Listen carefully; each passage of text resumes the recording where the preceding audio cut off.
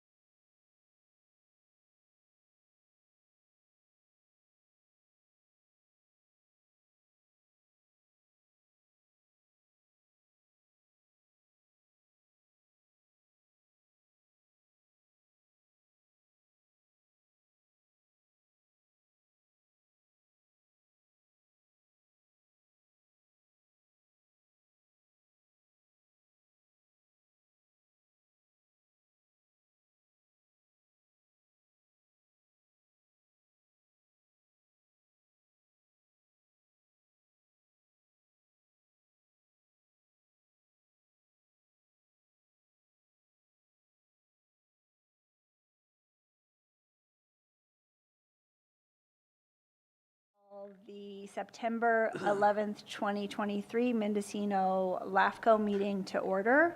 Roll call, please. Sarah Mulhern. Here. Commissioner Ward. Yes. Here. Commissioner Gonzalez. Present. Commissioner McGordy. Here.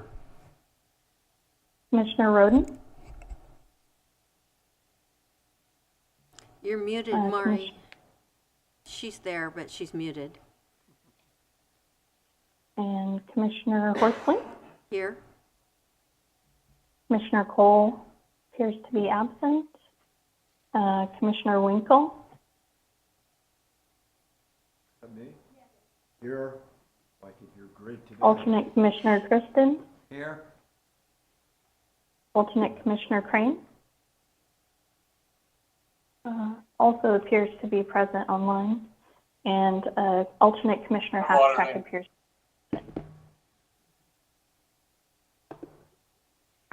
Okay. Staff also present includes Executive Officer Uma Hinman, Clerk Analyst Larkin Filer, and Legal Counsel Marsha Birch. Thank you. I'm going to move on to item number 2, public expression. The commission welcomes participation in the LAFCO meeting. Any person may address the commission on any subject within the jurisdiction of LAFCO which is not on the agenda. There's a 3-minute limit, and no action will be taken at this meeting. If you are participating in the room, if you could please come to the podium and wait your turn. If you are participating via Zoom, you may use the hand raise function on Zoom to be called upon, or if you're participating via telephone, you can press star 9 to raise your hand. Are there any members of the public that have public expression for items not on the agenda? I do not see any hands raised on Zoom, and we have no audience. Yes, Ms. Hinman. Just as a reminder, we need to make findings for Commissioner Roden. Oh, thank you so much. So sorry, I was jumping right ahead. Going back to our procedure. So Commissioner Roden is requesting consideration to participate in today's commission meeting remotely, invoking the expanded teleconferencing procedures for just cause under policy 3.8.1.1 and AB 2449, requires a brief general description of the circumstances necessitating remote participation. So Commissioner Roden, if you would like to state the circumstances for participating remotely. Childcare. Okay, thank you. And then we'll have a vote as to whether we agree that you can participate remotely.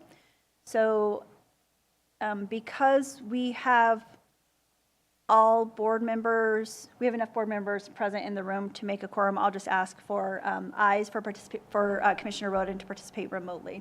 Aye. Aye. Okay, yes, Ms. Hinman.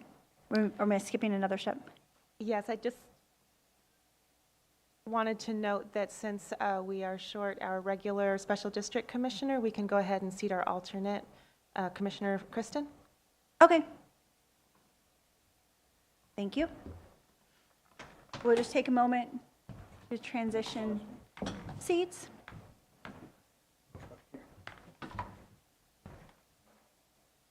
Your phone.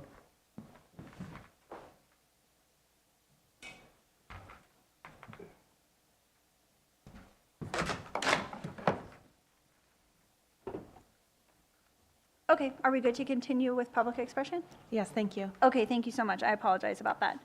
I do not see any members of the public coming forward for public expression, either in person or on Zoom. So we move on to other business, of which there is none. And then the consent calendar. We have items for A, the August 7th, 2023 regular meeting summary. Item 4B, the August 2023 claims and financial report.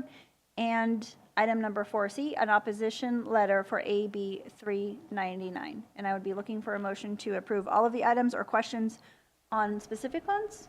Commissioner Ward. I'd like to pull 4B, please. Okay. For discussion or for separate consideration? No discussion. Okay. Any other commissioners have questions on the consent items? Why don't you go ahead and ask your question? Okay, good. First of all, I received the claims for last month, and there was a phone bill, phone.com for $199. That was not in the expenses. That is covered under the Hinman and Associates invoice, and it is the annual phone bill for the office. Okay, so you pay it, not LAFCO, even though it's made out to LAFCO? Correct. It has to be paid by a certain date. So we go ahead and put it on the corporate credit card and then expense it. Okay. Maybe we could take LAFCO off the billing?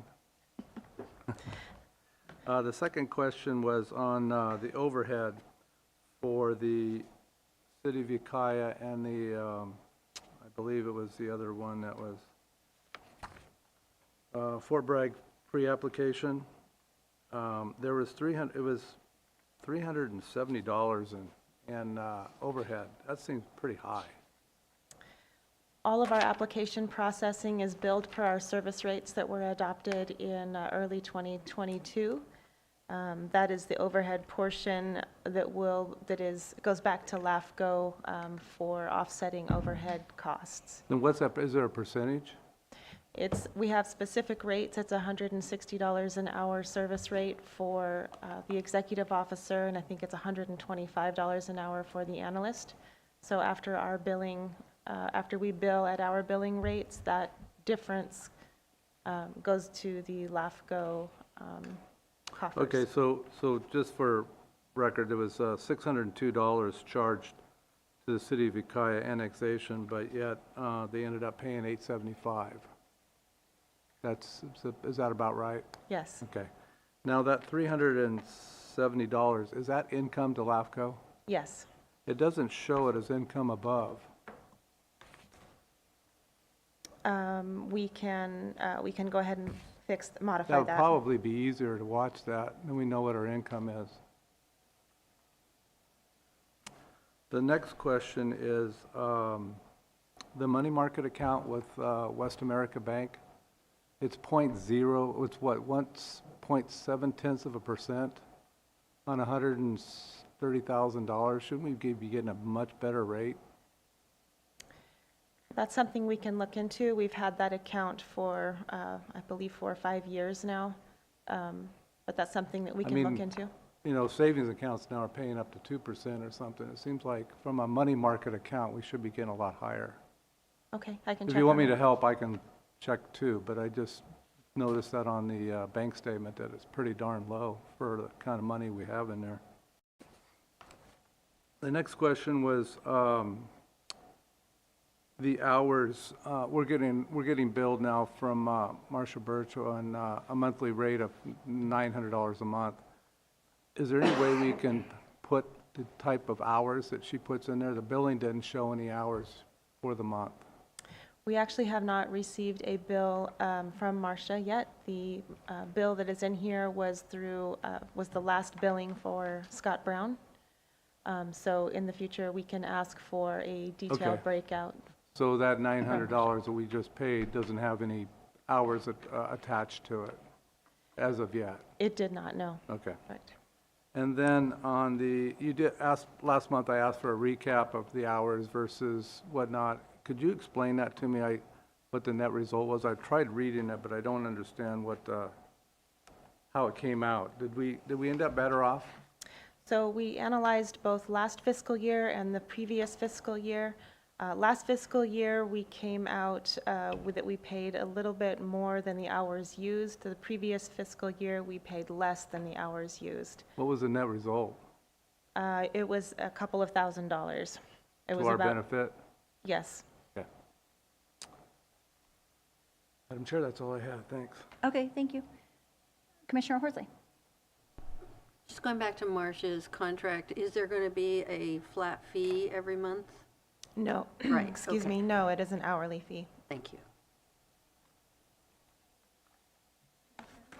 I just wanted to move the consent calendar. Perfect. Second? Thank you. Commissioner Gonzalez and Commissioner McGorty. Roll call, please. Commissioner Ward, Yes. Commissioner Gonzalez, Yes. Commissioner McGorty, Yes. Commissioner Roden, Yes. Commissioner Horsley, Yes. Commissioner Kristen, and Chair Mulhern. Yes. Thank you very Motion much. passes unanimously. Thank you. We'll move on to item 5, public hearing. We have none. Item number 6 is workshops. We also have none. So moving on to item 7A, City of Ukiah annexation of city-owned properties A, LAFCO file number A 2021-01A, and finding of exemption pursuant to California Environmental Quality Act. The commission will consider approval of the City of Ukiah annexation of city-owned properties. The recommended actions are to find the City of Ukiah annexation of city-owned properties A is exempt from the California Environmental Quality Act under the Class 20 exemption pursuant to Title 14 of the California Code of Regulations and approve a notice of exemption for filing. Adopt the LAFCO Resolutions 2023-2401, conditionally approving the City of Ukiah annexation of city-owned properties A. Uma, I'd like to turn this over to you. It looks like you have a presentation. Yes, thank you. Our analyst Larkin Filer will be presenting this item. I did want to note for the record that both Craig Schlatter and Jesse Davis are here from the City of Ukiah to assist with answering questions for this item.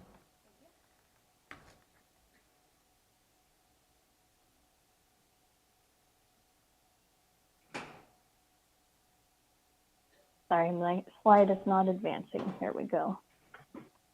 Okay.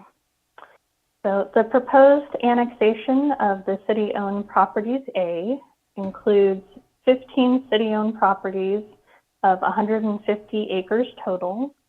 It includes 2 contiguous areas, which are shown as Area 2 and Area 3 on the map, and 2 non-contiguous areas, which are shown as Area 4 and Area 5.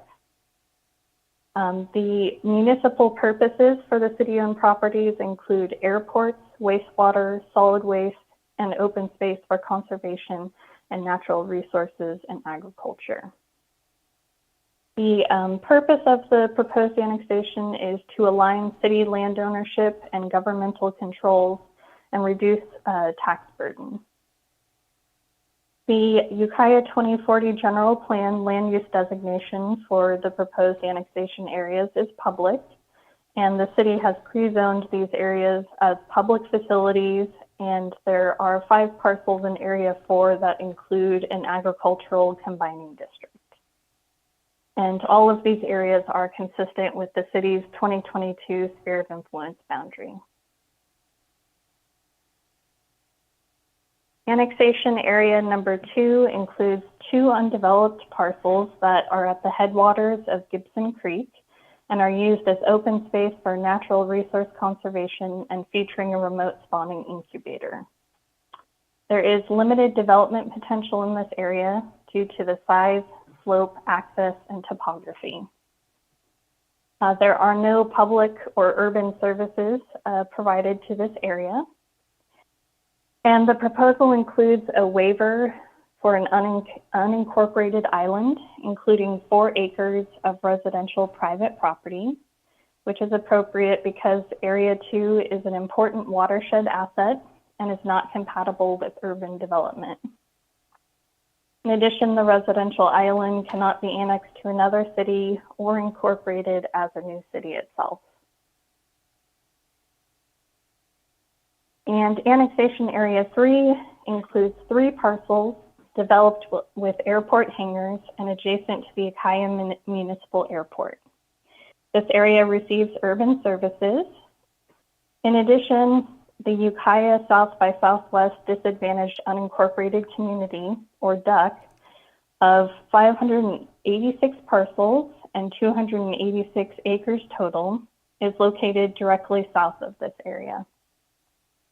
This area is less than 10 acres in size and therefore is not subject to DUC considerations. Area number 4 includes 8 parcels adjacent to the city's wastewater treatment plant and is used for wastewater ponds, recycled water distribution, and ongoing agricultural lease agreements. There are no public urban services provided to this area, and the agricultural area receives treated wastewater or recycled water. Annexation Area 4 includes prime farmland and farmland of statewide importance mapped by the state. This is for the area that includes an ongoing lease for agricultural purposes. And this area is also pre-zoned by the city for the agricultural combining district overlay, which provides for the continued agricultural operation that's in place. The agricultural use in this area is important because it supports and buffers the critical public water and wastewater utility infrastructure that would be illogical and inefficient to duplicate elsewhere. Several adjacent properties are protected with Williamson Act contracts, and adjacent agricultural activities have been ongoing in operation despite the long-standing presence of adjoining public utilities. The annexation is not expected to impact the continued operation of on-site or adjacent agricultural uses. Annexation Area 4 is directly south of the Norgard Airport South Disadvantaged Unincorporated Community, which includes 36 parcels and roughly 15 acres.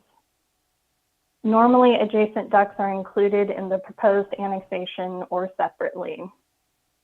However, the purpose of this annexation is to annex to the city property that they own and use for municipal purposes, and it's not intended to facilitate growth or urban development potential. As you can see on this slide, there is both of the ducts that were referenced for Area 3 and Area 4 are shown here. The Norgard area is the right-hand side, and the Ukiah South by Southwest is to the left side. The Norgard Airport South duct is already within the service area for water, sewer, and fire districts, which are the key public service needs contemplated in the state law for economically disadvantaged communities. City annexation could potentially have an economic impact on residents, which needs to be further studied.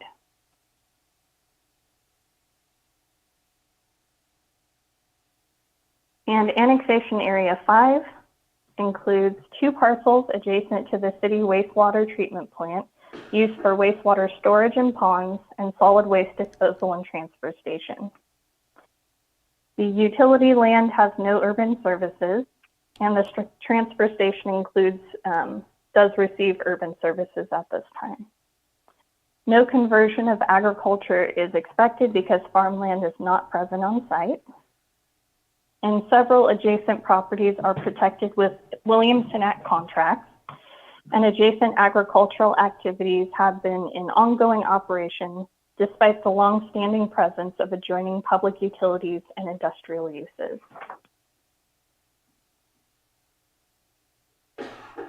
This annexation meets the criteria allowing the Commission to make determinations on a proposal without notice, hearing, and protest proceedings.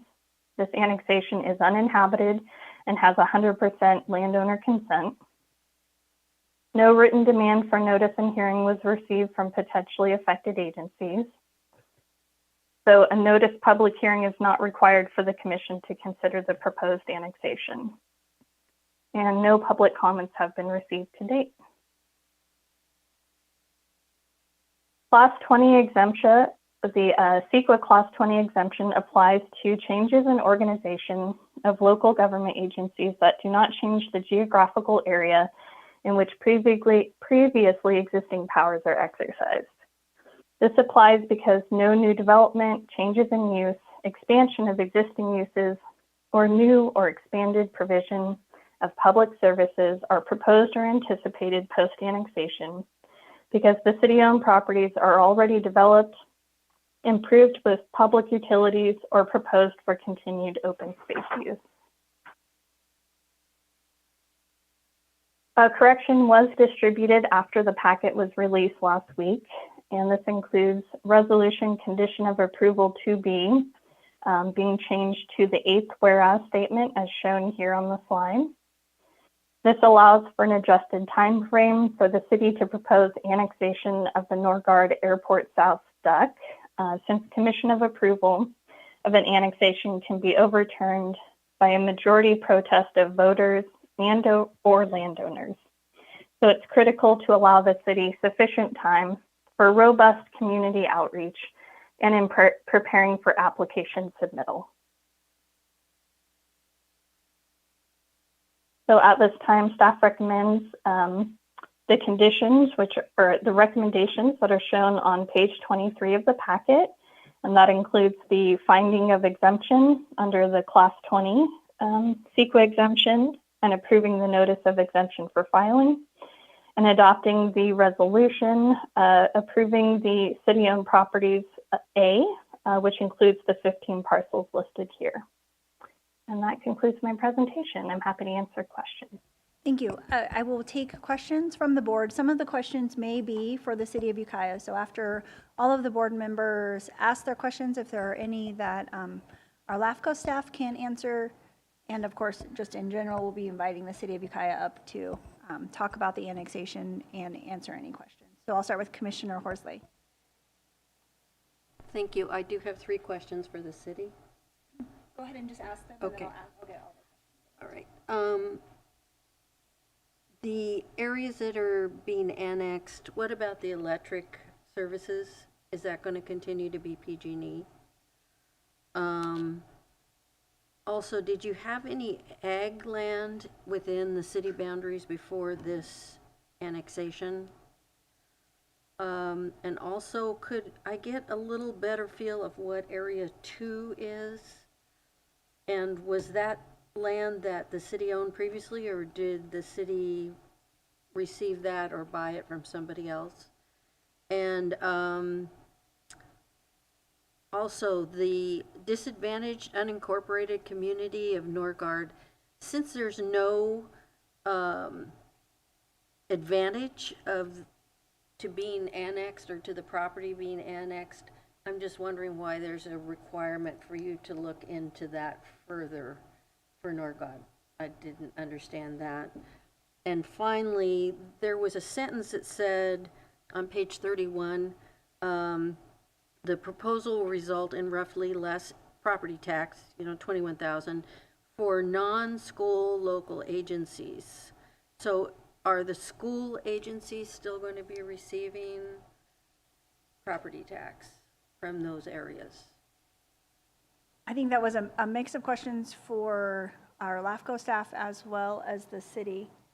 And I think we've got it all. Sorry, Director Hinman, did you want to answer a couple of those, and then I'll get the questions and comments from the other commissioners? Sure, I'll ask Analyst Filer to respond. Certainly, I can address some of these. It is my understanding that PG&E will continue the electric services to the properties. But again, if I misspeak on any of these, I certainly welcome city staff to correct me or expand further. I'm actually not totally clear on what question number 2 is, whether there's were agricultural lands before the annexation. Is that the question? Commissioner Yes, Horsley? I just wondered if the city had ag designations and had land within the city boundaries before this requested annexation. So the only area that includes agricultural operation on site is for Area 4. And so that ag use did pre-exist this application. And I'm not certain how long before the city acquired the property. The further description on Area 2, I don't think I can really answer that as far as when the city acquired it and who they purchased it from. So I can circle back to that if there's further questions after the city responds to that. And then as far as why look into the disadvantaged unincorporated community north of Area 4, it's basically a requirement of state law. And so we're just complying with that requirement to look into it further. And the page 31, the non-school local agencies. So as far as the tax share agreement goes, when you're looking at the sharing of taxes, local schools are exempt from that. There's not changes to monies that are received to schools. However, in this case, it is city-owned properties within their within city limits do become exempt from property taxes in general. So that actually may be incorrect because it would likely remove all taxation. But perhaps the city can clarify that also. Thank you. Commissioner McGorty. So I have some questions about Area 4. Will that be kind of like an island when it's brought into the city? It will be. It's so Area 4 and Area 5 are adjacent to the city's wastewater treatment plant, and all three of those collectively are considered a non-contiguous area. And there is a provision in state law that allows for areas that are not connected to the core of the city limits in situations where they are city-owned and used for municipal purposes. So this is something that is allowed in state law. And there's some interesting assumptions in your justification that I'm curious about. So one of them is that you don't think that let me read it exactly as it says. Could you say what page you're on? I'm on page 30. Thank you. It says, in addition, given that the residential areas in this DUC have been unincorporated for decades, it's unlikely that registered voters would support city annexation. Where does that conclusion come from?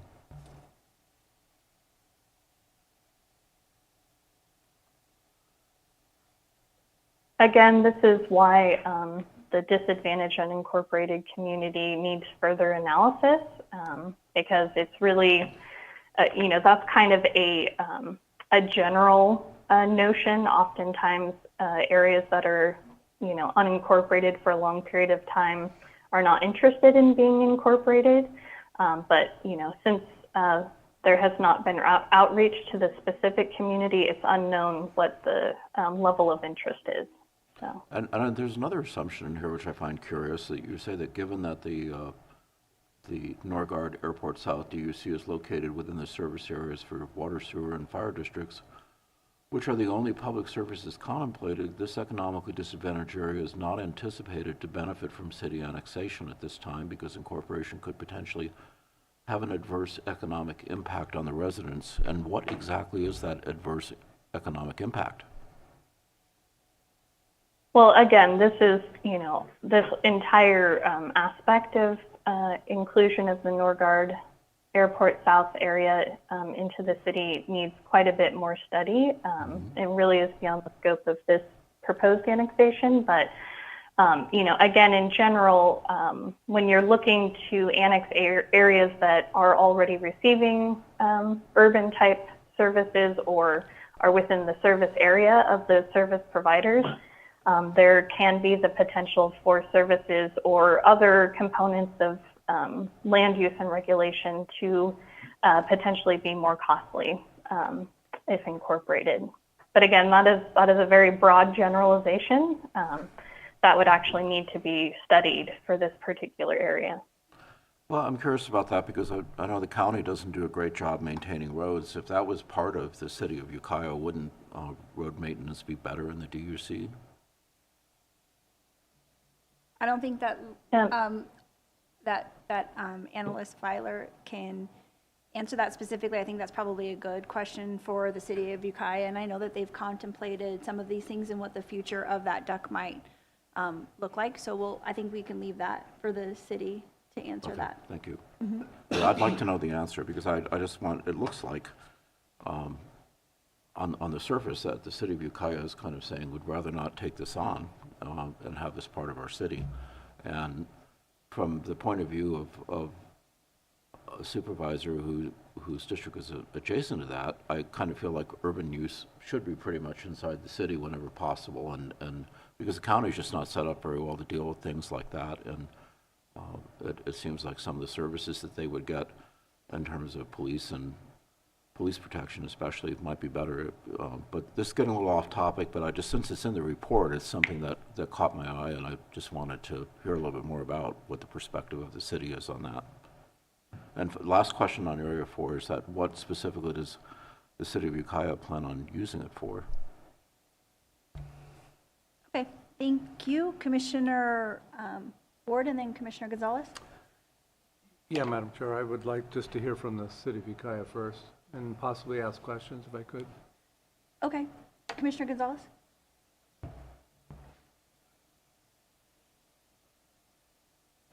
when the city speaks, I'd just like to know what timeline they're looking at as far as acquiring the duck area there, and, you know, what's the estimate of time before they might look at that? Yeah, I think that there were some questions about when the master tax sharing agreement is going to come forward, and that also really intertwines with part of the conversation, especially about the duck. So if the city of Ukiah would like to come forward and do an introduction and hopefully be able to answer some of the questions, and if you need the questions repeated, go ahead and let me know. Good morning, LAFCO commissioners, LAFCO staff. My name is Jesse Davis. I am the Chief Planning Manager for the City of Ukiah, and I've worked extensively on this application to prepare for your review in conjunction with analyst filer to ensure that we really crossed all our T's and dotted our I's to ensure that this application was ready. Before I start to respond to your questions, I do want to note that this will be, if approved, the first successful annexation for the City of Ukiah since 1986. And so this is a sort of a monumental occasion that is before us, because this will provide us with the muscle memory to really pursue future annexations in our efforts across the Ukiah Valley. There were a number of questions, but I'll try to address them in the order that I heard them. The first that I saw or heard was the question regarding PG&E service. Some of these properties don't actually have any PG&E service, but those that do will continue to maintain that service until such time that a larger plan for electrification has been facilitated with regards to the city's electrical utility division. A real important consideration for this annexation is that there will be no change to the existing utilities provided or services provided to any of these parcels. To your question regarding the agricultural designation, there are no ag-exclusive parcels within city limits. However, we do have a handful of parcels that do facilitate some agricultural activities, albeit on a much smaller scale. What the agricultural combining district allows for us to do is to preserve in regulatory form the continued operation of that viticultural area. And it's really important to note that that area 4 is served by treated wastewater, which is a direct benefit to that property in terms of reducing water use, as well as allowing for that property to facilitate the distribution system for recycled water. So the ag combining district is just a way to denote our way to land bank that area for future preservation. And that's really the primary intention of that area. Is to provide for the utility distribution of recycled water, but also to land bank it against inappropriate uses that may have occurred should those parcels have been purchased by a private entity or another developer. So it was important for us to really ensure that that land could be set aside to buffer it from some of those incompatible uses like residential or commercial. Well, a quick question on that. Is that Yes. in a floodplain designation? A large portion of that property is in the floodplain. And again, a large portion of that property also features our recycled water distribution infrastructure. And again, there is a sort of a very good symbiotic relationship that exists between our ability to lease that property to a current vineyard, as well as to receive income. It's really a great symbiotic relationship. Area 2 is very interesting. Area 2 was acquired by the city in 2013, and in particular, that area is the headwaters of Gibson Creek. One of the aspects that the city has put into place there are some natural resource protection and enhancement projects. Our city water use specialist, utility manager, Sean White, actually has a great video online of talking about the Gibson Creek respawning generation project that is facilitated in Gibson Creek. I would really encourage you to take a look at it. It's a great project that just speaks to our ability to preserve that space and enhance the Gibson Creek watershed. So again, that project is primarily to ensure that adverse development doesn't impact some of the riparian areas that are really important for the city in protecting our water resources. So again, acquired in 2013. I'm not sure who it was acquired from, but it is now a city-owned parcel. Because this project and because this annexation request is focused primarily on city-owned properties, we're disinclined to annex the private parcels that are within that. As noted by Analyst Filer, we think it's appropriate that that island be preserved, as rationally no other jurisdiction can really lay claim to that area. And in the future, when we do pursue additional annexation efforts, those opportunities will present itself for incorporation. Does that include the old hatchery? It does include the old hatchery, and that's where that project that I was speaking to online, which Mr. White is sort of walking you through the project, is taking place. Quick comment on this. It's very forward-thinking to protect watersheds, because I'm chair of the Ukiah Valley Basin Groundwater Sustainability Agency, and we're finding that the surface water groundwater interface is really critical. So if we're serious about keeping our groundwater in good shape, having some recognized watershed that's managed for such purpose is really smart. Yeah. Absolutely. Continuing on, the Norgard Lane Duck. The Norgard Lane Duck is a really interesting situation, in part because disadvantaged communities are identified in a number of documents, particularly the housing element, as well as any general plan update. So this was an area in which that previous duck had been recognized as this part of the city's housing element. However, it stopped at the Highway 101. And that's because ducks, when they're evaluated and created, are subject to an arcane series of laws that really look at census block groups, census blocks, as a way to sort of denote the income levels or the median household income levels of those areas. The census block group for this area runs right down the highway. And so what the city did as part of its general plan and as part of our municipal service review is we actually extended that disadvantaged community across the highway into a different census block. And it was kind of it was a way of the art and science of really identifying contiguous communities and not just looking at the information or the demographics, but really saying this is a contiguous area that we want to ensure is incorporated in the future. We've identified 5 disadvantaged communities throughout the city of Ukiah, the Ukiah Valley, and each of these areas is intended for annexation. What we really want to do here, though, is take our time, because to provide a plan for services for this area, we'll need to look for grant opportunities, we'll need to look for funding opportunities, we'll need to think about pre-zoning these parcels, and that will be something that, because of the proximity to the airport, will require some really thoughtful sort of study and analysis. Presently, one of the reasons this area was identified as a duck was because of inappropriate zoning applied by the County of Mendocino. If you look at that area, the area west of the highway is all zoned industrial, even though there are no industrial uses on those properties.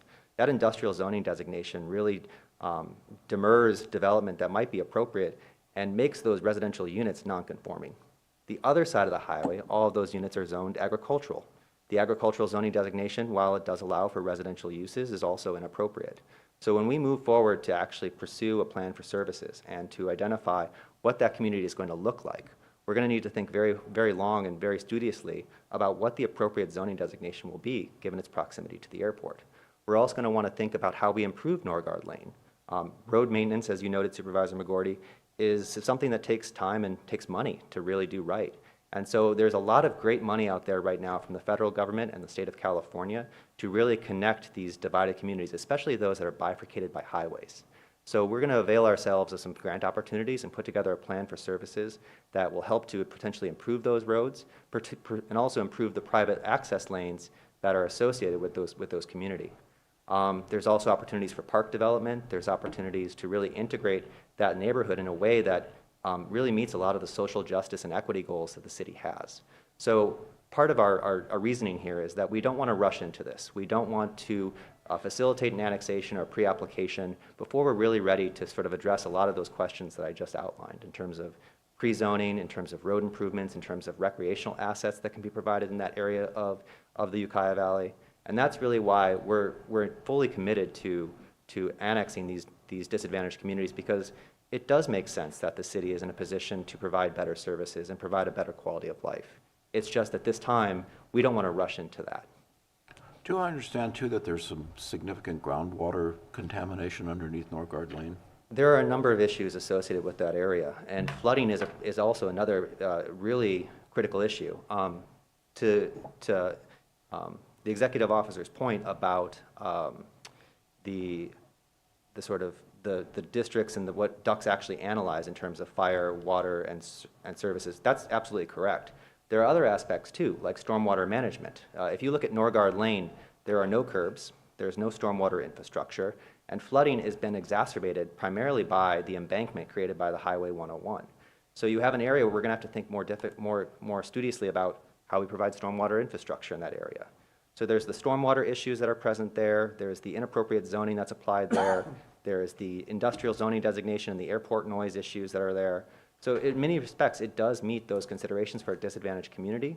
It's one that we purposefully extended to ensure that the entirety of Norgard Lane was included in that. And just also looking at it from a geographical perspective and a jurisdictional perspective, it's an area that fits right in the middle of our 2 incorporated areas, right? We have Area 4 and Area 5, which are our wastewater and recycled water project, and then to the north, you have incorporated city area. So just from a purely geographical perspective, it makes sense that the city is going to prioritize annexation of that area. That being said, we want to have a plan for services. We want to also ensure that we have a master tax sharing agreement with the County of Mendocino to ensure that the area can be appropriately sort of incorporated into our financial considerations. And so all of those reasons are why I think it's important for us to really take our time and be studious in how we approach that annexation request. Thank you. Commissioner Ward. Yeah, you mentioned Norgard Lane. Isn't there housing on Norgard Lane? There is. That's part of the annexation, correct? It is. So there is people that will be involved in this. I mean, absolutely. And it'll be important for us to conduct that outreach in a way that's sensitive to the makeup of that community. This is an area that when you look at the homeowner exemptions that are throughout the Norgard Lane community, approximately 50% of those homes are owned by people who live in that residence and consider it their primary residence. And so we want to be thoughtful about what that means for them to be annexed. We want to be thoughtful about what services they need. And we want to make sure our outreach is conducted effectively and, making sure that we conduct it in Spanish and other languages that are going to be representative of the community and ensure that we get real feedback about what their needs are, talking about how to provide park services, how to improve the roads, talking about stormwater. So again, we just want to make sure that we take our time and thinking through how to proceed with annexation there. forgive me, but I thought there was no ownership parcels in this annexation. There isn't. This is with regards to the Norgard Lane duck. Okay. I think it's a future annexation for clarification. That's Commissioner my Ward. clarification, is I thought you were talking about Norgard Lane, and I thought that was part of the annexation. Forgive me. No worries. This is, the annexation before you is primarily city-owned parcels. Okay, now I understand now. Thank you. Could you explain on page 29, Annexation Area 2 involves the creation of an island of incorporated territory involving 4 acres of residential property. Could you explain that? Yeah, most definitely. So we are requesting that an exception to the government code be facilitated. As noted, you typically want to avoid creating an island of another jurisdictional consideration when annexing new land. The island is all privately owned. There's a residential use that's occurring there, and it's a private landowner. Our intention is to only annex city-owned properties, and the city-owned properties envelop that little island in the middle. If we could pull up one of the maps of Area 2, I think that would be very helpful in conveying sort of what we're looking at and why the exception is appropriate and where the city-owned properties exist. Which is allowed by law. It is allowed by law. In this case, it is because this area, there is no rational way that another jurisdictional entity could ever annex this area. And because our annexation request is primarily, is solely to annex city-owned properties, that is why we were availing ourselves of this particular request for an island, for an exception. So as you can see, the interior portion, that little island, is a residential-owned property. The city has not pre-zoned that. The city has not identified that as a public land parcel. We are only annexing the 2 parcels surrounding that. And that is why we are requesting that an island be created as a component of this request. Moving forward, because that is clearly within our sphere of influence, clearly within our planning area, those individuals could avail themselves, or the city could take steps in the future to facilitate an annexation. But right now, under the government code section that we're utilizing, it actually states that we can only annex government-owned parcels as a consideration of this request. Have you talked to the owners? We have not talked to the owners, but ultimately there are going to be no change of services, no change of activity. Really, this is simply conveying a different jurisdictional authority on that property, whereas now it's unincorporated. We will simply be providing, it'll now just become under the city's jurisdiction. Is it the intent of the city to eventually annex it? It would be the intent of the city to eventually annex it, but we will not facilitate that without the acquiescence of the landowner themselves. Or the landowner could avail themselves at a later point in time. Okay, it would be nice if they could. Commissioner, I just want to say that that's who they bought the property from. So he knows that is their property, and I don't think he would have any problem with that whatsoever. Good. Thank you. Also, could you explain to me the $21,743 and less property taxes from the school, for the school? I'm not an expert on that consideration of taxation. My understanding is that when a parcel is incorporated and under the jurisdiction of the city, it is no longer subject to property taxes. And so as a result, I would believe that the school aspects are no longer facilitated. But I'm no expert on taxation. Similarly with county government-owned property, city-owned property, and school district-owned properties, they don't pay taxes. Yeah. So there's no reduction to the school district then in taxes? There is. There is. Are they aware of this? Yes. They were. I can say that because the dollar amount specific has already come to the Board of Supervisors and was approved by the board, that the county did reach out to all of the jurisdictions that would be impacted by not receiving funds because it becomes a city property. So they are aware of that. Okay, well, I was going to ask staff this earlier, maybe not for the city, but what does zero sum mean? That there's a zero sum tax implication on this? That's partially identified in attachment 8, which is on page 77 of the packet. So both as well as on page 85. So to facilitate any annexation within California, a component of that application necessitates a tax share agreement. In this case, because there's no commercial or residential activities proposed, these are all government-owned parcels, the city worked with the County of Mendocino to facilitate a zero tax share agreement, recognizing that because there's no new revenue, no property tax improvements that are going to generate the need for a tax share agreement, that we would consider this a zero tax share, meaning that moving forward, there would be no obligation for the city to continue paying property taxes to the County of Mendocino. And so that was negotiated, and I worked diligently with county staff as well as LAFCO staff to move forward an annexation, to move forward a zero tax share that was approved both by the City of Ukiah City Council as well as the Mendocino County Board of Supervisors. And that's attachment 8 and 9.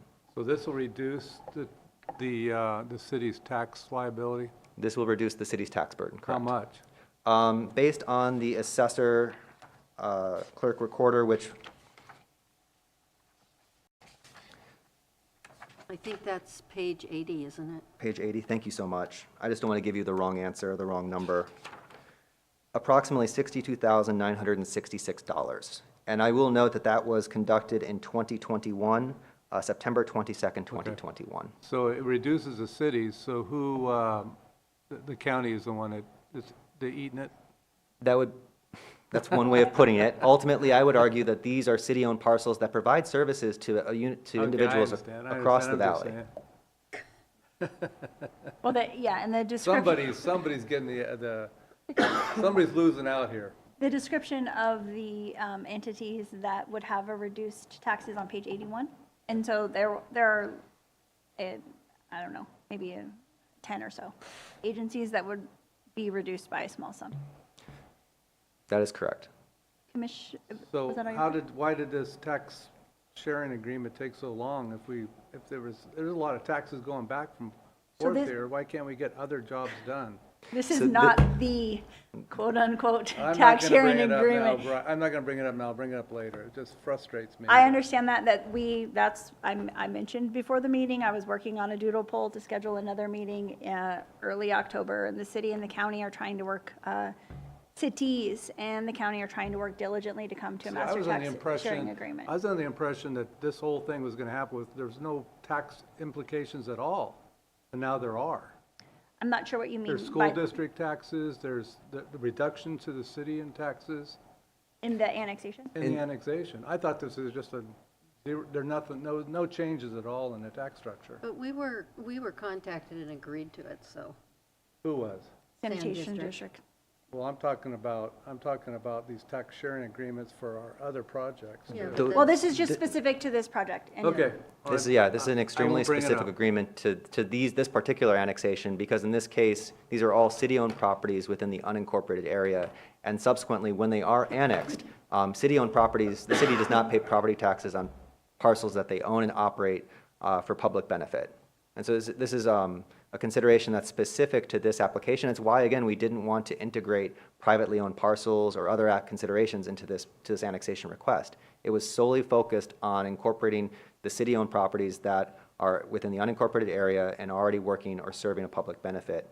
And I'll also note that this is important because it will help to streamline and clarify the jurisdictional authority of these properties. So in the future, when the city does go to apply to grants for upgrades to our water treatment facility or upgrades to our recycled water facilities, that we are now in a more streamlined and effective position to have the jurisdictional authority to apply for those grants rather than having questions as to our jurisdictional authority. So it's a way for us to also streamline future applications for funding. It's also reducing our tax burden while still providing benefits to both incorporated and unincorporated parcels.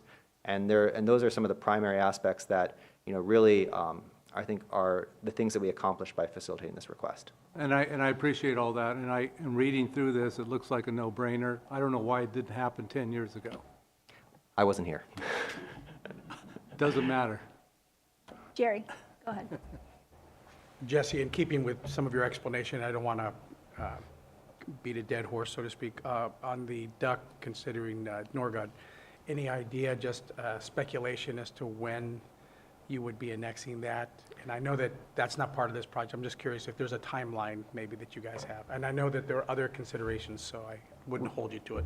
Thank you. This is not one that's currently under pre-application, obviously, but it is one that, again, upon completion of a master tax sharing agreement, which would inform a lot of the considerations we're discussing about revenue sharing, et cetera, that it would be one that we would move forward. It's been identified both in our municipal service review as well as our 2040 general plan. So hopefully within the next 5 years, I would say, is an appropriate designation of time. And again, there's going to be some really necessary, there's going to be some work that goes into it. We'll have to work with the Airport Land Use Commission to discuss pre-zoning. We'll have to apply for grants to improve the plans for services. And again, it's a logical consideration for the city to annex, in part because of its position between our currently incorporated areas, as well as its potential to connect commercial services on Airport Park Boulevard and other places. So there's a lot of benefits that the city will be able to garner, as well as in terms of providing improvements to the quality of life of those residents. Thank you, sir. I just was asking that in terms of some of the folks out there that may be watching, wondering when it may happen or if it's going to happen. We joked up here, maybe not in our lifetime, but it sounds like it may be in our lifetime. So thank you, sir. I hope so. Commissioner Ward, and then I'd like to go to online and see if we have any comments. Okay, thank online. you. Annexation area 4, there's a vineyard that there's some lease income on. Who owns the property? The city owns the property. Who's the lessor and the lessee? The lease has recently changed to another vineyard company. I'm not sure as to who it is. So it's leased to a vineyard management company then? That's correct. But the city owns the property? The city owns the property, and it's actually connected to a vineyard historically on the other side of the highway, just south of the Costco Airport Park Boulevard area. So those vineyards historically were connected and managed under the same family until they were moved to a vineyard management company. Okay. How long has the city owned the vineyard? The city has owned that, I believe, since 2017, if I'm not mistaken, but you just give me 1 second, I can tell you. That was the purchase of that property was to land bank it and to order to protect our wastewater treatment plant. And we annexed that we acquired that property in 2007. Okay, we're in the wine business then. A little bit. All right, thank you. Thank you. Are there any questions or comments online? You can use the raise hand feature on Zoom or *9. I'm not seeing any hands go up. Are there any more questions from the commissioners of either the city or our LAFCO staff? I have questions for our staff. Okay. Thank you, though. Thank you. Comments. How much did this application cost? And the deal, it's a $5,000 deposit. Was there previous deposits? There was the initial $5,000 deposit, and then there was recently a $2,500 deposit. So it will be about $7,000, $7,500, Okay. something like that. Well, that's a lot of work for $7,500. What about all the mapping? Who paid for that? The City of Ukiah. Paid The for City the of mapping. Ukiah staff did an excellent job in providing the information requests that we needed to do the analysis, so that we were able to streamline our process quite a bit. So $7,500 for this. Very good. It's a lot of work. They still owe us $203, though. If I may, I'd also like to speak to Commissioner Gonzalez's question about the timing of the Norgard Duck annexation. And we did provide a correction memo on, I believe it was Thursday or Friday, with an additional whereas for the resolution that speaks to the timing of the annexation of that property, of those properties. And that is was provided in a memo, and it is part of the revised resolution that is proposed for today. Thank you.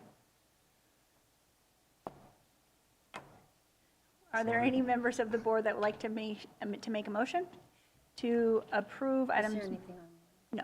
No, there wasn't. Commissioner Roden, did you have a question or a comment?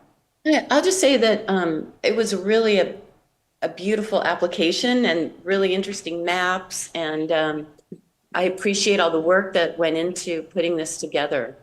And I think it's going to, it's beginning to open the floodgates for future annexations by various jurisdictions. So anyway, I'd like to move the recommended action. Thank you. The two actions. A second, and Gonzalez seconds. And can I have a roll call, please? Commissioner Roden? Yes. Commissioner Gonzalez? Yes. Commissioner McGordy? Yes. Commissioner Ward? Yes. Commissioner Horsley? Yes. Commissioner Kristen? Yes. Commissioner Mulhern, or Chair Mulhern? Yes. Motion passes unanimously. Thank you very much. We'll move on to item 7B, which is also a City of Ukiah annexation of city-owned properties B and finding of exemption pursuant to California Environmental Quality Act. The recommended action is to find the City of Ukiah annexation of city-owned properties B is exempt from the California Environmental Quality Act, and to adopt LAFCO Resolution 2023-2402, conditionally approving the City of Ukiah annexation of city-owned properties. And we believe we're going to turn it over to Analyst Filer. Thank you, Chair. The proposed annexation of city-owned properties, sorry, let me get my slide advanced here. There we go.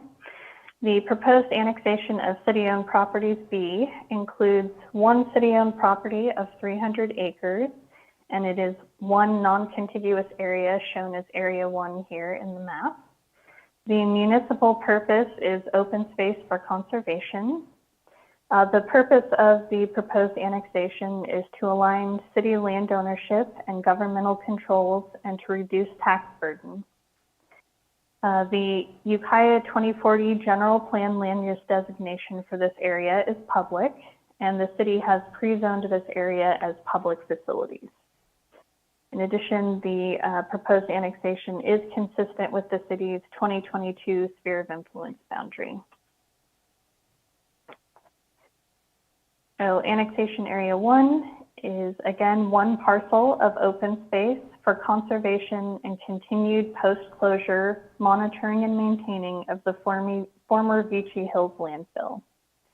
There are no urban services provided to this property, and there are two adjacent properties that are protected with Williamson Act contracts and have these adjacent agricultural activities have been in ongoing operation despite the long-standing presence of adjoining public utilities.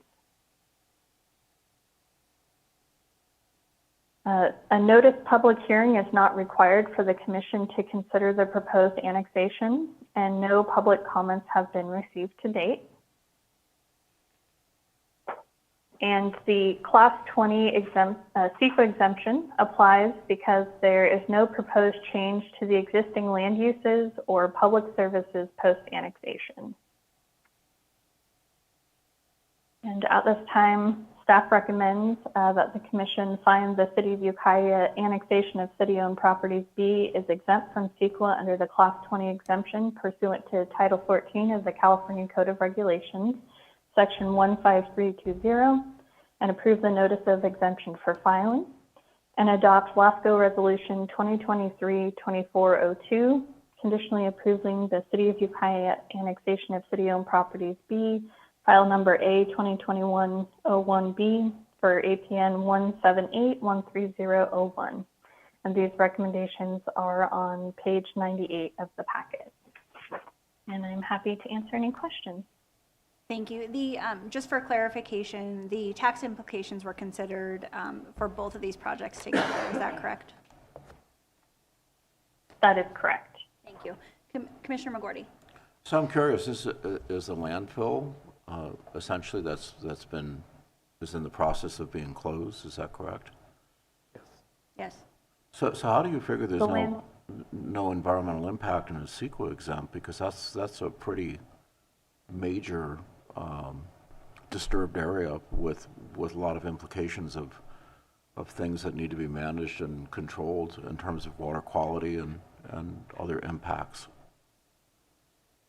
My understanding is the landfill has already been closed, and so any activities to date are just the ongoing activities that are needed for any closed landfill, so the monitoring and maintaining. So again, for purposes of CEQA, there is no change in any of the current uses or public services to the area post-annexation. So isn't there a consideration for capping that with some sort of a very large plastic? Well, that's if I could have City of Ukiah come up, I think that is not our decision today. That's been decided by the City Council. So if you could just update on the actual closure of the landfill, that might be helpful and productive. Yeah, so Jesse Davis, Chief Planning Manager, City of Ukiah. So there are no changes to the operation, monitoring, or mitigation of the landfill. State agencies, as well as the Mendocino County Environmental Health Land Use Division, will continue their monitoring of the property. This is simply a change in jurisdictional authority. It's a property that the city has owned since 1955, and so as a result, this is similar to the other parcels and properties we just reviewed, in the sense that we are only altering the jurisdictional authority to incorporate it. The remaining mitigation and monitoring efforts will be unchanged by our annexation of this property. Does that also include the Ukiah Gun Club, or are they property? It does not include the Ukiah Gun Club or that adjacent property to the south. Okay, thank you. I just have a little bit of concern about it. When I see it CEQA exempt, I think your explanation is probably good, that there's already kind of a plan in place, but it just surprises me that the way that it's being described. Yeah, and that's totally understandable. In this case, it is really just sort of changing it's just incorporating the property. It's not changing any of our processes or the authority of any other entity to review, monitor, or mitigate the landfill itself. So we are just simply incorporating this parcel to, again, benefit from the reduction in property taxes and to potentially, again, streamline future efforts to apply for grants and other things that are now ensuring that it's within the city limits, and again, limiting or minimizing those questions as a jurisdictional authority to apply for grants and things like that. It just also seems odd to me to have an island so far away from the city that belongs to the city, and in terms of, this is maybe a question for staff, and is this common for municipalities to have islands of property incorporated that are not physically connected to the city? That is a good question, Commissioner McGorty. There is a specific provision in LAFCO law that allows for this. And I would say that there are actually, for City of Ukiah, City of Willits, and City of Fort Bragg have all utilized this portion of state law. And again, it's intended for city-owned properties that are used for municipal purposes. So this is certainly not the first time in Mendocino County, and is also not the first city-owned property annexation for the City of Ukiah. As I mentioned, so for the prior agenda item, areas 4 and 5 were adjacent to an area that was already annexed under this provision of law. So. And if I may add, through the chair, this is actually fairly common with regards to sort of resources like wells or reclamation ponds or and especially with solid waste transfer facilities. They're typically facilities you don't want to, or a former landfill in this case, you don't typically want them within the incorporated jurisdiction. You want to place them in a way that speaks to the sort of the nuisances that could be created, whether it's smell or other activity.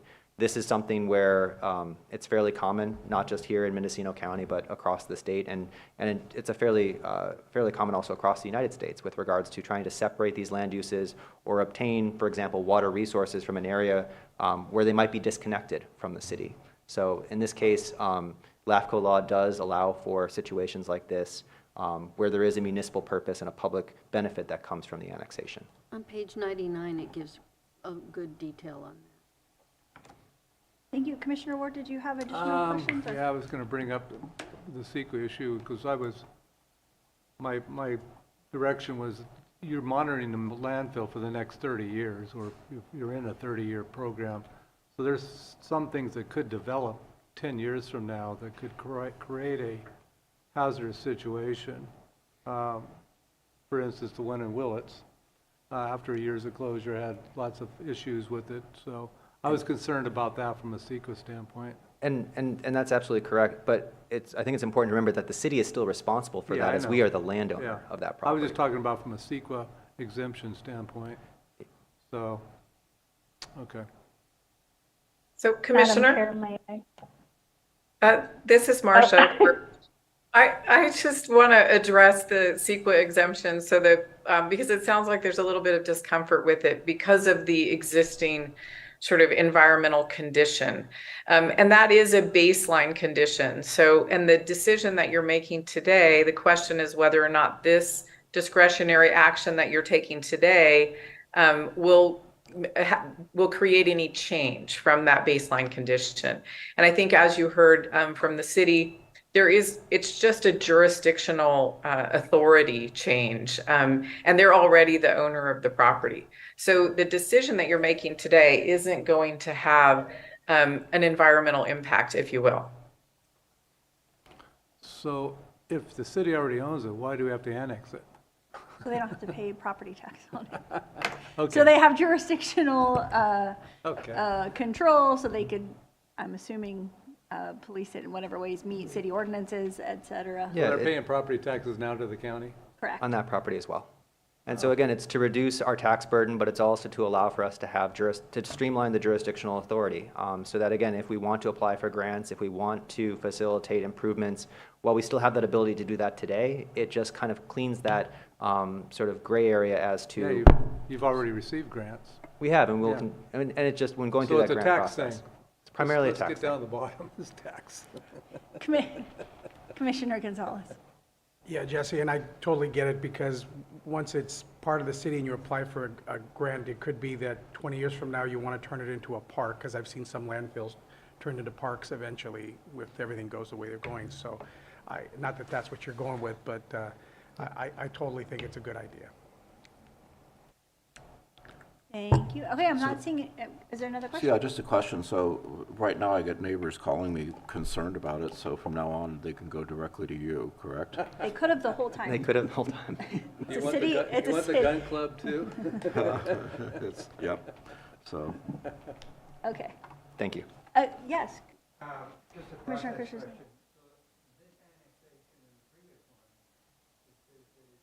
Conditionally approving the city of Ukiah's annexation, does that mean that this matter will come back to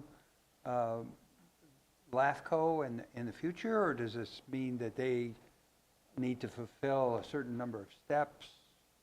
How does that work? I would leave that to UMA or analyst filer to describe the next steps in this process. Certainly, Madam Chair.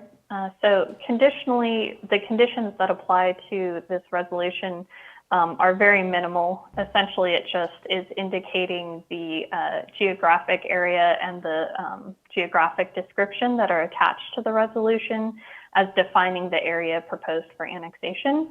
So there really are no measures that need to be satisfied in order for the, if the commission decides to approve it today, the final filing process would basically move forward with a certificate of completion that gets filed at the county recorder's office, and then a filing that goes to the State Board of Equalization.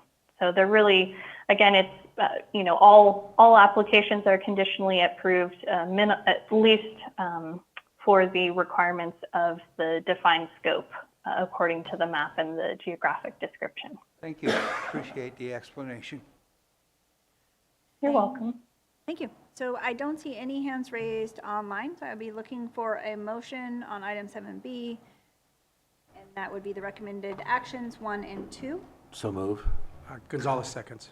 McGorty and Gonzalez, roll call, please. Commissioner McGorty? Yes. Commissioner Gonzalez? Yes. Commissioner Horsley? Yes. Commissioner Roden? Yes. Commissioner Ward? Yes. Commissioner Kristen? Yes. And Chair Mulhern. Yes. Motion passes unanimously. Thank you. We'll move on to item 7C, the annual work plan, implementation, and schedule. Oh, yes, we'll take a 5-minute break and be back. We'll take a 7-minute break and be back at 10:20.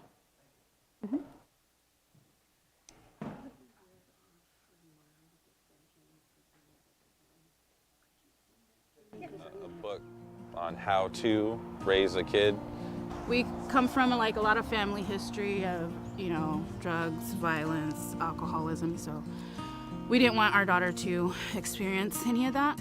The thought that a parent was supposed to be loving, nurturing, supposed to be there for their kid, you know, provide food, shelter, joy, and going in, becoming a parent for her, I had no clue how to provide that.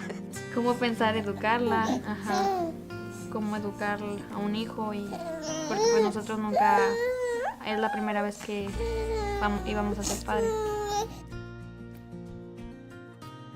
What I think parents should know about home visiting is that you can learn a lot of new things and tips and tricks, how to take care of the baby and what to do, and if you're, you know, stuck in a routine and everything being monotonous, like they give you new resources and new tools how to handle parenthood. It was nice to have them kind of guiding me, even though I was not a first-time mom. I felt like a first-time mom. It totally blew my mind over time.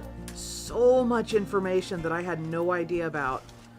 You know, she was straightforward when, you know, teaching me this stuff and answered any of my questions. It's just a really positive experience. What I think that parents could benefit with the program is just having someone here for you, especially for first-time parents. It can be very isolating and it can be very lonely, and having the home visitor changes that, and it feels very good.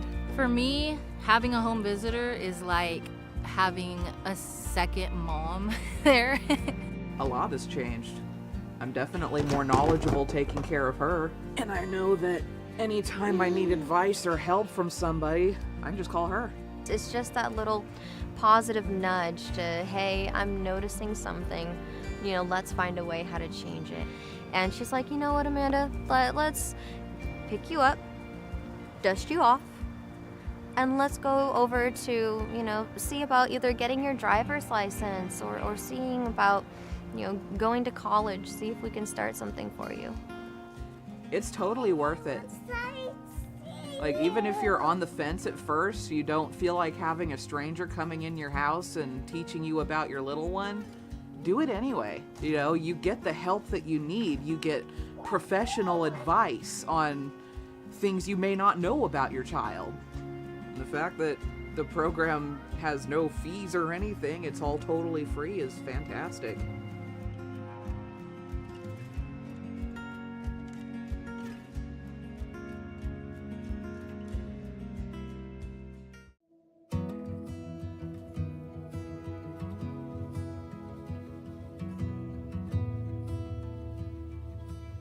Yo creo que si conozco a alguien que está próxima a ser mamá, lo primero que haría sería recomendarle el programa, porque te entrega mucho apoyo, mucha información y más que nada como apoyo emocional, una guía, te da una visión diferente de cómo es ser papá aquí, quizás en este país. Sí, pues es un bonito programa. porque pues es buena persona la señora y los ha atendido muy bien. Pensé que nada más iba a ser un programa de orientación quizás para los nuevos padres, pero creo que nos llevamos una linda sorpresa porque Gaby es una persona muy cercana a nosotros, es como parte de nuestra familia, siempre ha estado dispuesta a ayudarnos y a escucharnos con nuestras dudas sobre la paternidad, y en nuestro caso, que estamos solos en este país, ha sido como de mucha ayuda. Es un gran apoyo para nuevos padres, y más aún si están en nuestra situación, que somos extranjeros, que nuestra familia y amigos, como dice Carla, están en otro país, lejos. Entonces sí, viene muy bien el programa para apoyarse tanto emocional y como anímicamente, y bueno, en varios aspectos del programa que nos ayuda a seguir adelante con esta nueva aventura. Te ayuda como a ver los distintos recursos que tiene la comunidad para nuevos papás, entonces creo que es de gran ayuda. No queda mucho que agregar, pero lo veo de la misma forma. Que hemos aprendido algunas cosas aquí y pues los han ayudado, como este programa los ha ayudado para seguir creciendo a la bebé, como con buenos consejos y así.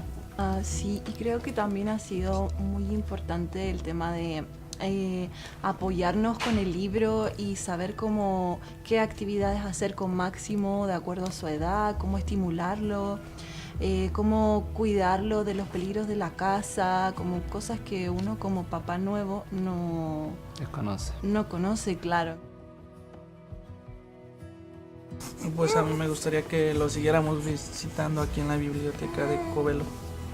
Está tranquilo y muy bonito aquí. Cuando no nos podemos reunir, nos comunicamos por Zoom o una llamada telefónica o por texto. Donde nos visite, porque ha sido nuestra casa, a veces nosotros vamos a Wellits y puede ser en el parque. Gaby llega, como hacemos un resumen de cómo ha ido nuestra semana o qué hemos hecho de nuevo, cómo va el trabajo. Luego hacemos las actividades del libro, vemos si podemos hacer un juguetito nuevo para Máximo, a veces ella lo evalúa, cómo está su sentido motriz, qué ha aprendido de nuevo, nuevas palabras, y jugamos un ratito y conversamos. A mí personalmente también me ayudó mucho a obtener mi licencia a conducir, que era un objetivo que teníamos en cuanto a la familia, sí, para poder estar tranquilos, así que encuentro que ha sido fundamental el apoyo. El objetivo del programa es que las familias estén bien, y que las familias estén bien significa niños felices, niños sanos, y eso en un futuro es adultos sanos y un mundo mejor. Entonces está bueno.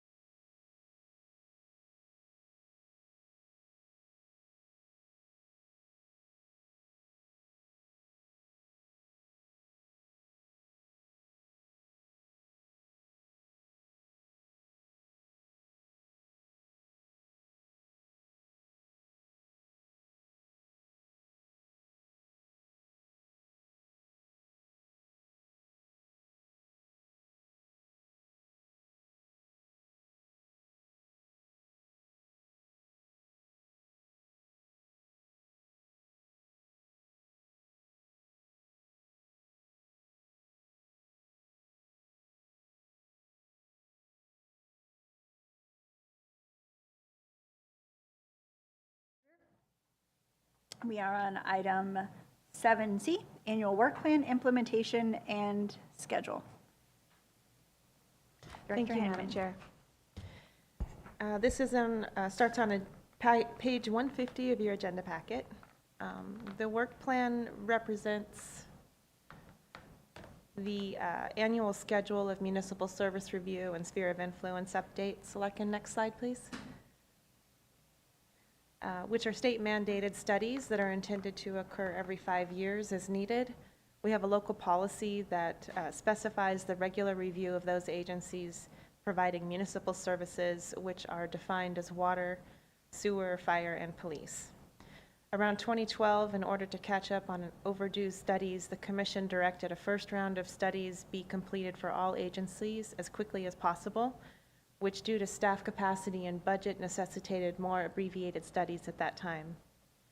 The first round water and wastewater district studies were completed in 2012 through 2016. They were separate documents. They started with the municipal service reviews that were adopted in 2014, and then sphere of influence studies were followed up in 2015 and 16. In recent years, the severity of the drought highlighted the fragility of water supplies on the coast. The well-coordinated drought response also brought to our attention that interagency coordination was not unusual. Next slide, please. As we delve into the second round of studies on these agencies, it is clear that a more in-depth review of these agencies is necessary to gain an understanding of the local and regional provision of water services on the coast. To further inform and describe the regional picture, mutual water companies will be included to the extent we are able to gather information on them. So you can see this is the list of special districts that we have assigned for this year, and there are 7 special districts and then 10 mutual water companies that we will incorporate as we can. Next slide, please. This slide is also in your staff report and is an overview of the MSR sphere of influence development process. The first step is research and information gathering and drafting of a rough report, which is the most time-intensive part of the study development. The second step is the administrative draft study and outreach and coordination with the districts. The third step is the public review portion of the project, which includes a public workshop and preparation of the public hearing draft study. The last step is the public hearing for adoption and finalization of the study. And next slide, please. This chart is a general breakdown of the time and budget by development task. It demonstrates that about half of the work is in the first step of the process in development of that rough draft, which informs our request for information. Next step, slide. Because we have added an analyst to our staffing and we have more capacity, we have initiated in-house preparation of the studies. Our intent is to prepare standalone studies that include a regional discussion to give a more comprehensive picture of water services on the coast. Each study will include both the municipal service review and sphere of influence update. We are working on all 7 studies concurrently and are including the mutual water companies with the nearest districts in those studies. Our first step has been to develop a consistent template for the studies and pull forward relevant information from the previous studies. We then build on those studies through research and information gathering, calling out information needs that will form the basis of the request for information. Once we have a rough draft of the studies completed, we begin outreach and coordination with the districts and use that information gathered to develop the administrative draft. Next slide, please. This chart is also in your staff report. We're currently in step 1 of the studies at about approximately 30% for nearly all of the districts. The exception being the Mendocino County Waterworks District number 2, which will be a first round study and for which there is very little information available. This chart can change fairly rapidly as again the bulk of the work goes into the development of the administrative draft. Next slide, please. We have developed a tentative schedule for completion of the studies within this fiscal year. However, please note that this is a tentative schedule, which is subject to factors such as the district responsiveness and complexity of the issues, required CEQA review, staff workload, and commission calendars. You can see that most of the work again occurs in the first step, And the hearings for the public workshops and hearings are not anticipated until the beginning of the next calendar year. Next slide, please. Provided the sphere studies result in a recommendation of coterminous spheres or no changes to the spheres, the CEQA analysis will likely be an exemption, which is what has been assumed in the work plan budget. Should there be need for greater CEQA review, we would assess that need at that time. That concludes the presentation. I think that's the last slide. Yes. And I'm happy to answer questions. Thank you. I see Commissioner Ward with his pin up, Commissioner Roden online, and Commissioner Gonzalez, and I see everybody's pins up. So we're going to go with Ward and then Roden online, and then I'm going to come back to the room. Sorry, I can't find the page, and it was late last night after reading all the other stuff, but there was a discussion about work plan contingencies. Is that a dollar amount?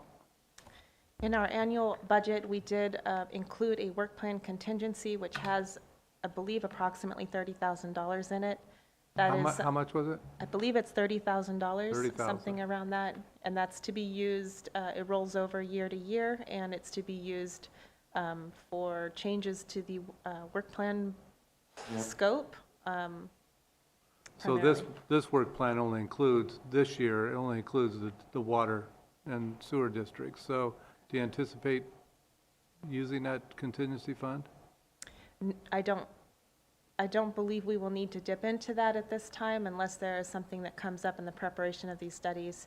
And the one caveat would be the CEQA component. Typically, if there is a sphere that is a change in the current sphere or anything above a coterminous sphere, it may trigger additional CEQA review. So in that case. I don't recall having these contingencies in the past, but if we don't use it this year, what do you plan on? We roll it over into the next year's new work plan? Basically it sits there as just in case we need it, and it would be available next year as well. Okay. Maybe we ought to put it in a money market account or something. I don't recall ever using a contingency fund for work plans. Yeah, there was one previously about 10 years ago, I believe, and there hasn't been one. Last year was the first time we held some contingency, should there be a need in the future. Okay, well, the last question is Irish Beach. I know when.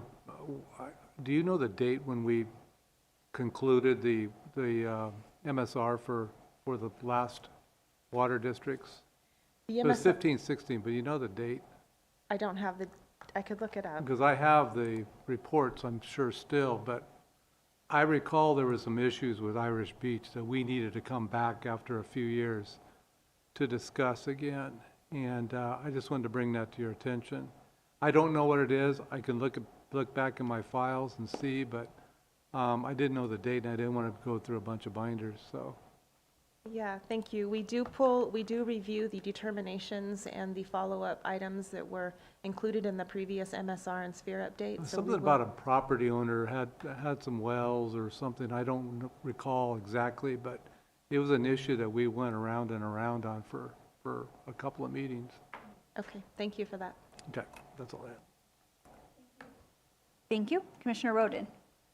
I'm curious, just generally speaking, maybe from I'm not sure if it's Analyst Filer who's working on these water and wastewater MSRs, but I'm curious how it's going in terms of what the districts are able to provide.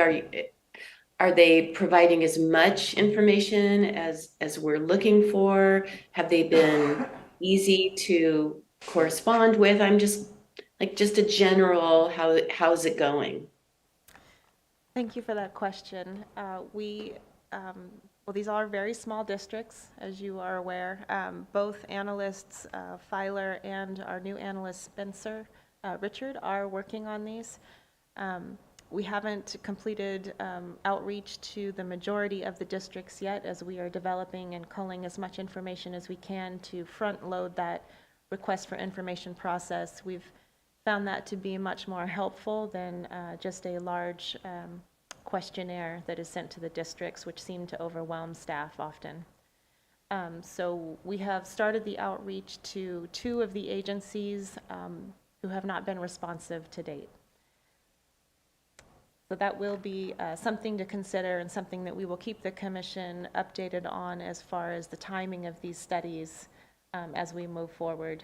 That can significantly delay the next steps in the process. Yeah. Thank you very much. Thank you. I'm going to move from my left to right. Commissioner Horsley. My question was regarding staff also. I'm curious because you talk about the analysts now being able to do in-house, which is great. So when you have like the annexation agenda items and you have the work plan, how do you, I know this is just, it's your bailiwick here, but how do you juggle the workload when you have like applications suddenly come up that require a lot of staff time versus a work plan that you can plan ahead for? That's an excellent question. Applications take precedence because they must move forward and they have regulatory timelines attached to them. So we do prioritize applications, which has caused delays in the work plan process and progress in the past. We did hire a new analyst in May, so she has been assigned to the work plan solely at this point. And then analyst Filer works on the applications, and she delves into the work plan tasks as she has availability. Okay, great. Thank you. Thank you. Commissioner Gonzalez, and then Christian, and then I'll come back to Commissioner Ward.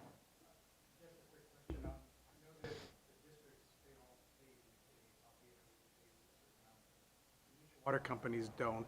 For the amount of work that you have to put in, is there some sort of reimbursement we should be seeking from the state as far as an unfunded mandate of some sort, or is it just negligible and we don't need to worry about it? That's also a good question. You're correct. Mutual water companies do not fall within the jurisdiction of LAFCO, and we have no ability to request or seek reimbursements from them for these studies. There was a mandate, and I can't remember the number, but there was a I know there's a way to build a state for unfunded mandates. I know sometimes the process sometimes is laborious, but I just wondered if that's something maybe you could talk with the other folks on the listserv and find out how everybody else is dealing with it, because we're not the only ones that are dealing with these. And I kind of feel like, okay, everybody in the county is, it's a district or a city or a county is paying into the kitty, but on these other mandates, there's no source of funding, and it's everybody else is going to have to give up their lunch money for that, so to speak. So that is a message that we can put forward through the legislative committee with CalAFCO. I think that would be an excellent thing to bring forward. Thank you. Thank you. Commissioner Christian. I have no question. Okay, Commissioner Ward. Yeah, I find it interesting. You say the priority is our applications. And as a regulatory requirement, what's that regulatory requirement? We have applications that have been 3 years. Yes, that we have statutes that have specific timelines in them once thresholds have been met. And the applications that we have on file are incomplete. And once an application has been deemed incomplete, until we receive that, the information to make that determination for a complete application, it can be lengthy. The hold can be quite lengthy. Well, they're all held up because of tax sharing agreements. Correct. Sorry. No.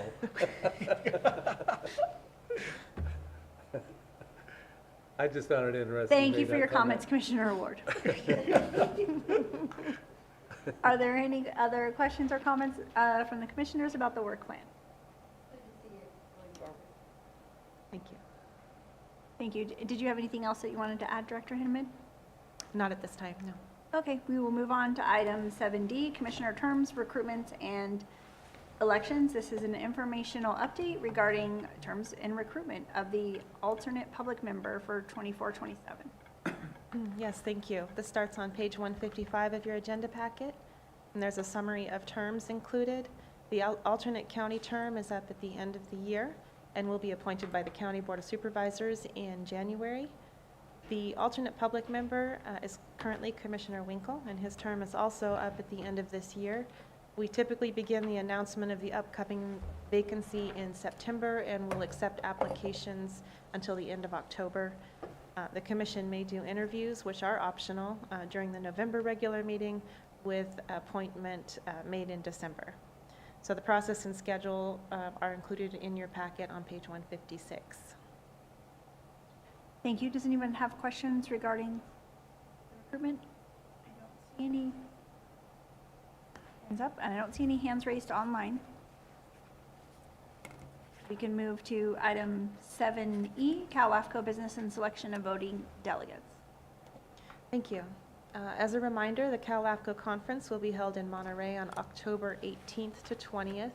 Registrations have been sent in for 3 commissioners, Commissioners Cole, Gonzalez, and Winkle, although Commissioner Winkle has had to withdraw his attendance, and so we do have a registration that is currently paid for if any commissioners wants to join in the fun at the last minute. Otherwise, we will be requesting a refund of that registration. I will also be attending and have been invited to be a panelist on one of the sessions. The nomination period is still open for the CALAFCO Board of Directors until September 18th. The Northern Region is accepting nominations for both a county and a special district member. Bill Connolly from Butte-LAFCO has been nominated for the county seat, and his nomination resume is included in the packet. He is the incumbent and has served for about 10 years on the CALAFCO board.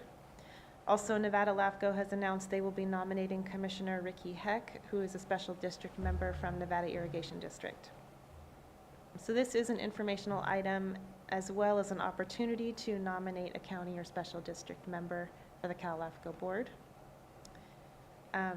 The commission will select either commissioners or staff attending the conference as a voting delegate and an alternate. We will have the opportunity in October to provide input to the delegates on the candidates, and the deadline for submitting the names of the delegates is September 18th.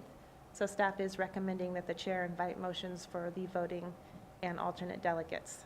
So at this time, as a reminder, the commissioners attending the conference are Commissioners Cole and Gonzalez, and staff will be myself.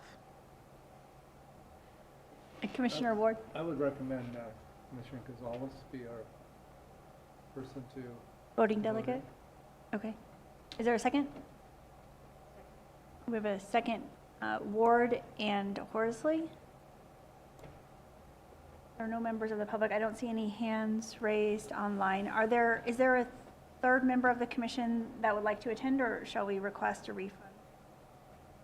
I'm not seeing any. I'd like to go. It's in Monterey. It's nice, but I just have too much going on.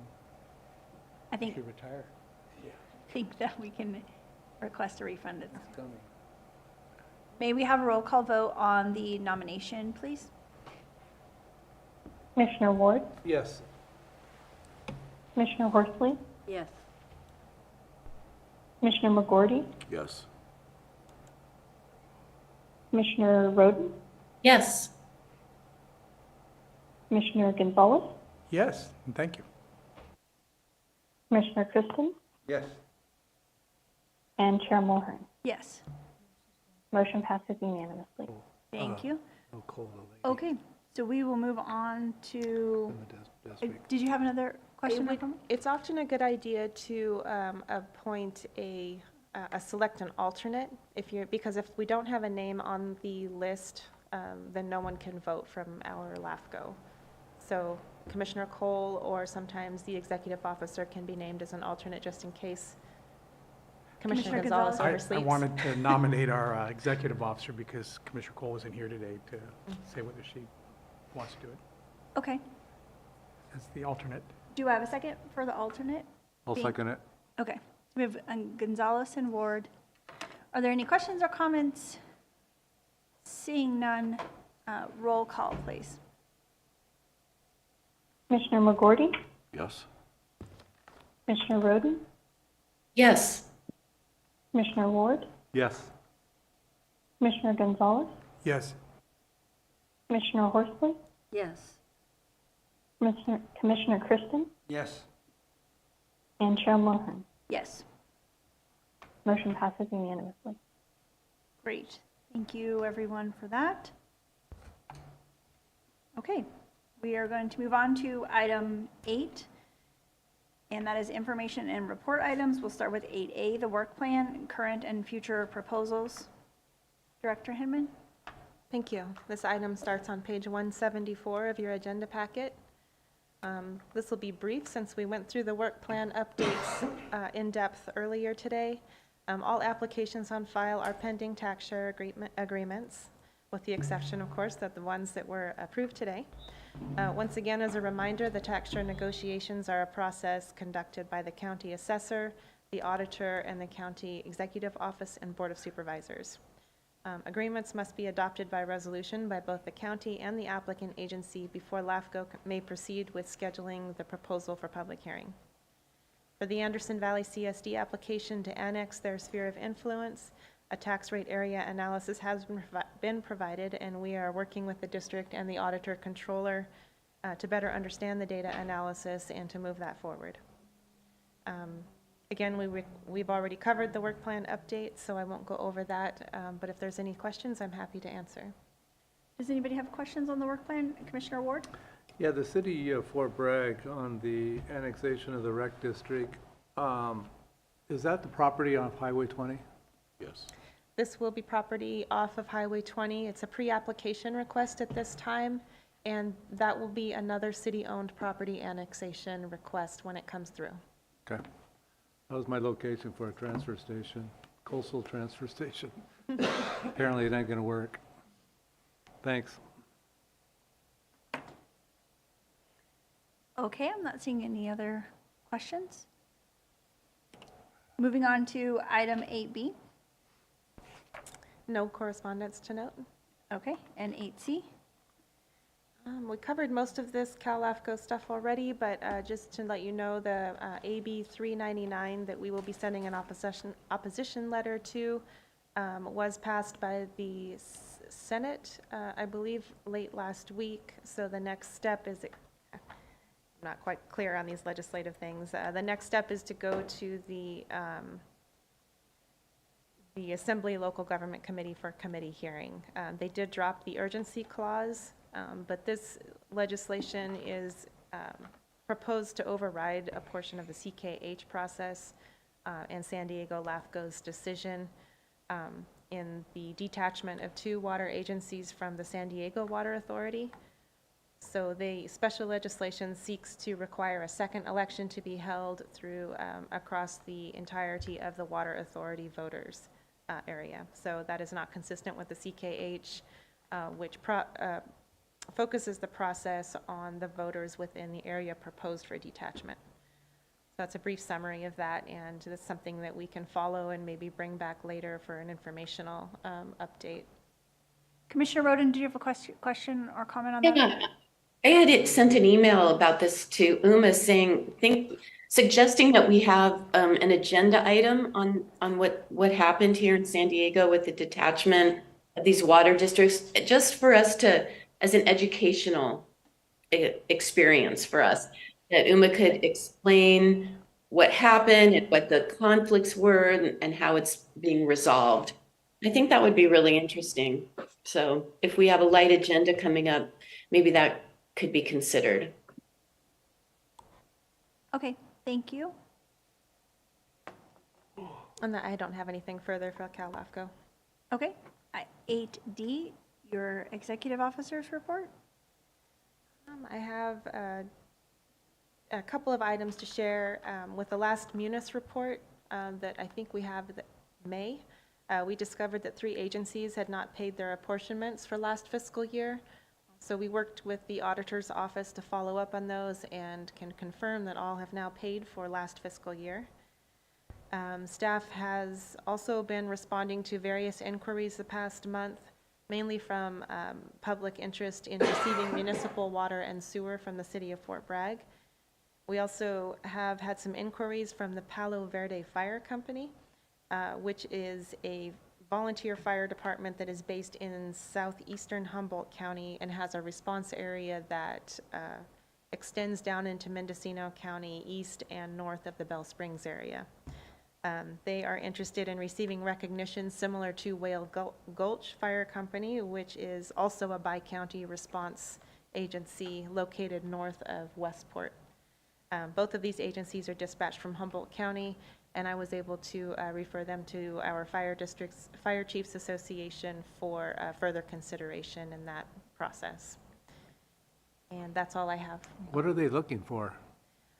I believe they're looking for some sort of formal recognition that will allow them to seek additional funding to support their services. Okay. And I do know that, I can't remember which representative it was now, but one of the representatives, state representatives for our area was able to obtain funding for fire trucks for some of the smaller fire districts, and I believe that Palo Verde Fire Company did receive some funding for additional equipment. Senator McGuire received funding for fire districts in the North Thank County. you. Yeah. Over $1 million, wasn't it? Yeah, it was quite a bit. Good. Maybe we That ought is- to update our MSRs now. That is a process that is between the Fire Chiefs Association and the county to determine funding for those fire companies. Okay, any other updates? That's all I have. And are there any committee reports? I don't believe any have met. And are there any commissioners that have reports? Weren't we supposed to have some policy and procedure committee meetings coming up? I mean, we had a lot of things to talk about. Nothing's been proposed, huh? We should be scheduling a Policies and Procedures Committee meeting maybe for October, where we can start digging into some of the commission directions. We'll send you a doodle poll. Maybe that's why we haven't. All right.